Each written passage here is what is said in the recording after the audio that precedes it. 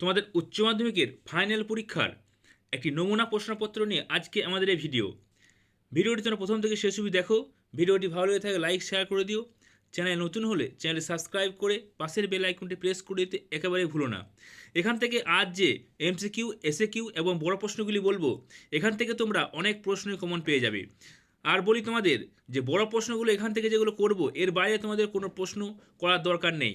এই বড় প্রশ্নগুলি থেকেই তোমরা অনেক প্রশ্ন তোমরা কমন পেয়ে যাবে। আর এমসিকিউ, এসএকিউগুলো এখান থেকে তোমরা অনেকগুলি পেয়ে যাবে, কিন্তু তোমাদের সব কমন পাওয়ার জন্য এই ভিডিও ডেসক্রিপশনে এমসিকিউ একটি ভিডিও এবং এসএকিউর ভিডিও তোমাদের ডেসক্রিপশনে দেওয়া আছে। ওখান থেকে তোমরা অবশ্যই সেই ভিডিও দুটি দেখে নিও। তো শুরু করছি আজকের ভিডিও। প্রথম প্রশ্ন, আলিবাবা ও 40 চোরের কাহিনী হলো একটি অপশন ক লোককথা। তোমাদের একের দাগে 24টি প্রশ্ন দেওয়া থাকে, 24টি প্রশ্নেরই উত্তর করতে হবে। 2 নম্বর প্রশ্ন, সব ইতিহাসই সমকালীন ইতিহাস, এটি কার উক্তি? ক দাগের ক্রোচের। কৃষ্ণাঙ্গরা শ্বেতাঙ্গ মানুষের বোঝা, এই ধারণাটি প্রচার করেছিলেন অপশন গ রুডিয়ার্ড কিপলিং। পর্তুগিজরা ব্ল্যাক গোল্ড বলতো অপশন ঘ দারুচিনিকে। পরের প্রশ্ন, ভারতে প্রথম রেলপথ প্রতিষ্ঠিত হয়। 5 প্রশ্নের সঠিক অ্যান্সার হচ্ছে মহারাষ্ট্রে। এক্ষেত্রে তোমাদের অপশনে যদি বোম্বাই দেওয়া থাকে বা মুম্বাই দেওয়া থাকে, সেটি তোমার সঠিক অ্যান্সার হবে। এক্ষেত্রে তোমাদের মহারাষ্ট্র মুম্বাই একই জায়গা। পরের প্রশ্ন, রুদ্ধদ্বার নীতি প্রচলিত ছিল অপশন ক চীনে। 7 দাগের প্রশ্ন, মার্কেন্টাইলবাদ শব্দটি প্রথম ব্যবহার করেন অপশন গ অ্যাডাম স্মিথ। সর্বপ্রথম কোন পত্রিকায় বাঙালি মধ্যবিত্তদের কথা বলা হয়? অপশন ঘ বঙ্গদূত।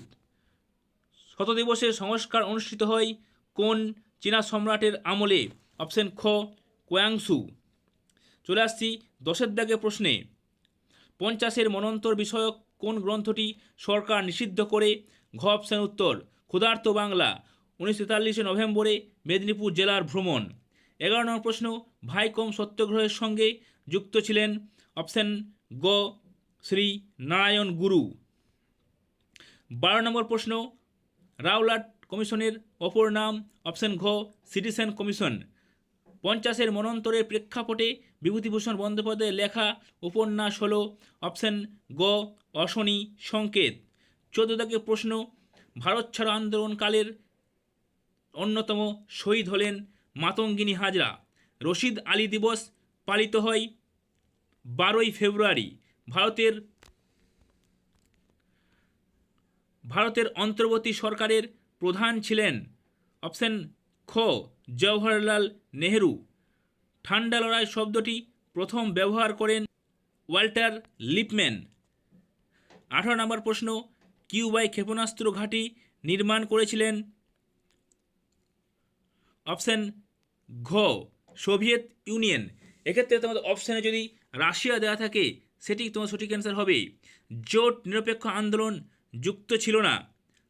এক্ষেত্রে উত্তর হবে তোমাদের অপশন ক ফ্রান্স। 20 দাগের প্রশ্ন, গামাল আব্দুল নাসের কোথাকার রাষ্ট্রপতি ছিলেন? 20 নম্বর প্রশ্ন সঠিক অ্যান্সার হচ্ছে অপশন ক মিশরের। স্বাধীন ইন্দোনেশিয়ার প্রথম রাষ্ট্রপতি হন অপশন ক ডক্টর সুকর্ণ। বঙ্গবন্ধু নামে পরিচিত ছিলেন অপশন খ মুজিবুর রহমান। সার্কের প্রথম শীর্ষ সম্মেলন হয় অপশন ক ঢাকায়। বাংলাদেশে মুক্তিযুদ্ধের সময় পাকিস্তানের সামরিক শাসক ছিলেন অপশন গ ইয়াহিয়া খান। চলে আসছি আমরা 2 দাগের প্রশ্ন। 16টি প্রশ্ন তোমাদের করতে হয়। 2 দাগে 1 প্রশ্ন, কোন ইংরেজ দূত প্রথমে ভারতে আসেন? 2 দাগের প্রশ্ন, কে এবং কবে এশিয়াটিক সোসাইটি প্রতিষ্ঠা করেন অথবা চিরস্থায়ী বন্দোবস্ত কে প্রবর্তন করেন? 3 নম্বর প্রশ্ন, নতুন বিশ্ব কাকে বলে? 4 নম্বর প্রশ্ন, কবে কাদের মধ্যে নানকিংয়ের সন্ধি স্বাক্ষরিত হয়? 5 নম্বর প্রশ্ন, অন্ধকূপ হত্যা কি? 6 নম্বর প্রশ্ন, কোর্ট কর্নওয়ালিস কি অথবা অবশিল্পায়ন কি? 2 দাগে 7 প্রশ্ন, 3 আইন কি? 8 প্রশ্ন, রামমোহন প্রকাশিত 2টি সংবাদপত্রের নাম লেখো। অথবা কে কবে ব্রাহ্মসভা প্রতিষ্ঠা করেন? 9 নম্বর প্রশ্ন, রাওলাট আইন কি? 10-এর প্রশ্ন, কে কবে সত্যবিলোপ নীতি প্রবর্তন করেন অথবা ভাইকম সত্যাগ্রহ কি? 11 নম্বর প্রশ্ন, রশিদারি দিবস কি?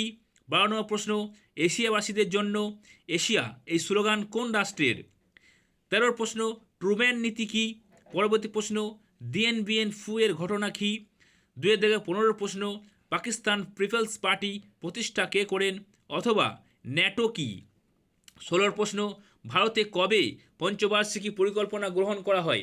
বন্ধুরা, যে 2-এর দাগের প্রশ্নগুলি বললাম, এইগুলি করলেই যে তোমরা সব প্রশ্ন কমন পেয়ে যাবে এমন কিন্তু নয়। এখানে তোমরা এসএকিউ প্রশ্নের কমন পাওয়ার জন্য এই ভিডিও ডেসক্রিপশানে একটি এসএকিউ এর 100টি প্রশ্ন উত্তর দেওয়া আছে, সেখান থেকে তোমরা এই প্রশ্নগুলি দেখে নিও এবং আরও যে প্রশ্নগুলি আছে সেগুলোও দেখে নিও। তার সঙ্গে ওই ভিডিওতে এই সমস্ত প্রশ্নের উত্তরও তোমাদের জন্য প্রস্তুত করা আছে। এবার চলে আসছি 3-এর দাগের প্রশ্ন। এখানে তোমাদের 5টি প্রশ্নের উত্তর করতে হয় 8 নম্বর করে এবং প্রতিটি বিভাগ থেকে ন্যূনতম 2টি প্রশ্নের উত্তর তোমাদের করতেই হবে। বিভাগ ক, প্রথম যে প্রশ্নটি থাকবে তোমাদের এবছরের জন্য পরীক্ষায় আসা কার্যত সময়ের অপেক্ষা জাদুঘর কাকে বলে? অতীত পুনর্গঠনে জাদুঘরের ভূমিকা আলোচনা করো। এই প্রশ্নটি এখান থেকে তোমরা অবশ্যই কমন পেয়ে যাবে। এর সঙ্গে দেখে রাখবে জাদুঘরের প্রকারভেদ। এই প্রশ্নটি তোমাদের প্রস্তুত হয়ে গেলে আরেকটি প্রশ্ন এখান থেকে তোমরা দেখে রাখবে আধুনিক ইতিহাস লিখন পদ্ধতি সম্পর্কে সংক্ষেপে আলোচনা করো। ইতিহাস রচনায় স্মৃতিকথার গুরুত্ব কী? বারবার বলছি যে জাদুঘর যে প্রশ্নটি তোমাদের এবছরের পরীক্ষায় আসার সম্ভাবনা কার্যত নিশ্চিত। তারপর ক্ষয়ের দাগে উপনিবেশবাদ ও সাম্রাজ্যবাদ বিষয়ে হবসন লেনিনের তত্ত্ব আলোচনা করো। এই প্রশ্নটি এবছরের জন্য খুবই গুরুত্বপূর্ণ। অথবা সাম্রাজ্যবাদ বলতে কী বোঝো? সাম্রাজ্যবাদের উদ্ভবের কারণগুলি সংক্ষেপে বর্ণনা করো। গয়ের দাগের প্রশ্ন, চীনের উপর আরোপিত বিভিন্ন অসম চুক্তিগুলি সংক্ষিপ্ত আলোচনা করো। অথবা অবশিল্পায়ন বলতে কী বোঝো? ঔপনিবেশিক ভারতে অবশিল্পায়নের কারণ ও ফলাফল আলোচনা করো। অথবা ভারতের রেলপথ প্রবর্তনের উদ্দেশ্য ও প্রভাবগুলি আলোচনা করো।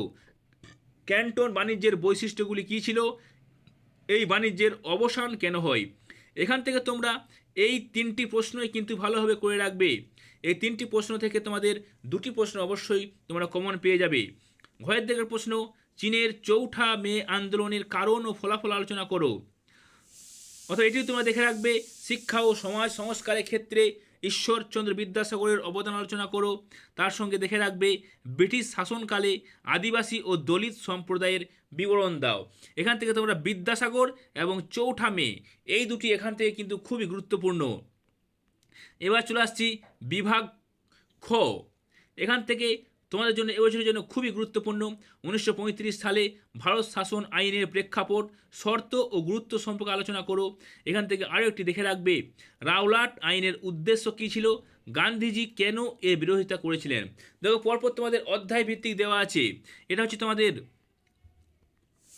বিভাগ খ, এটা 5 নম্বর অধ্যায়ের প্রশ্ন এগুলো তোমাদের। তারপর 6 নম্বর অধ্যায় চয়ের দাগে 1942-এর ভারত ছাড়ো আন্দোলন বা আগস্ট আন্দোলন সম্পর্কে যা যেন লেখো। এখানে আরেকটি প্রশ্ন তোমরা দেখে রাখবে যে আগস্ট আন্দোলনের ঐতিহাসিক তাৎপর্য। ভারত ছাড়ো আন্দোলনের ঐতিহাসিক তাৎপর্য প্রশ্নটি তোমরা দেখে রাখবে। হোচিমিনের নেতৃত্বে ভিয়েতনামের মুক্তিযুদ্ধের একটি সংক্ষিপ্ত বিবরণ দাও।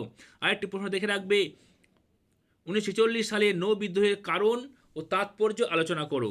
7 নম্বর অধ্যায় থেকে তোমরা এই প্রশ্নগুলি দেখে রাখবে কিউবার ক্ষেপণাস্ত্র সংকটের সংক্ষিপ্ত পরিচয় দাও। জোট নিরপেক্ষ নীতি বলতে কী বোঝো? জোট নিরপেক্ষ আন্দোলনের উদ্দেশ্যগুলি লেখো।